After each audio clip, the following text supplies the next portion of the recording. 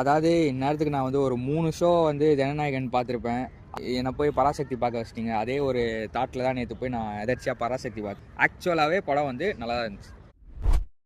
அந்த ஒரு 40 மினிட்ஸ் நடுவில் வந்து லவ் சீன்ஸ்லாம் வரும், அதெல்லாம் எடுத்துட்டு சூப்பரா அப்புறம் இவன் எதுக்கு சொல்லுவான் அவனே கமெண்ட்ல கேளுங்க நீங்கள். ஸ்டார்டிங் ஒரு 10 to 20 மினிட்ஸ், அப்புறம் ப்ரீ இன்டர்வல், அதை இன்டர்வலுக்கு பில்டப் பண்ணிட்டு போயிட்டு இருக்கும்போது அதெல்லாம் சூப்பராக இருந்துச்சு.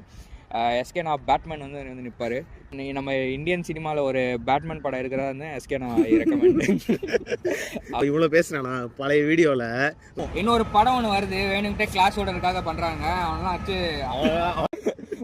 ஐயோ, லியோ படத்தில் அனுராக் காஷ்யப் அவரோட கேமியோ மாதிரி இருந்துச்சு.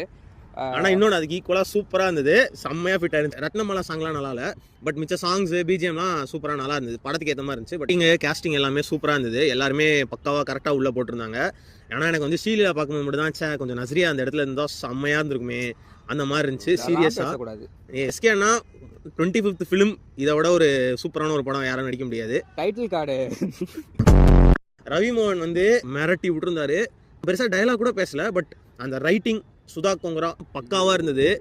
எனக்கு வந்து லேக் ஆகலை, எதுவுமே ஆகலை, எனக்கு வந்து சூப்பராக இருந்துச்சு. 3.5 கொடுக்குறேன். எனக்கும் சேம் ரீசன் தான், ஆனால் 5 கொடுக்குற அளவுக்கு இது இல்லை. இன்னும் வரல, பட் தம்பி வந்திருக்காரு, தரமாக பண்ணி கொடுத்துருக்காரு. பாருங்கள், அண்ணா வந்திருந்தா நல்லா இருந்திருக்கும்.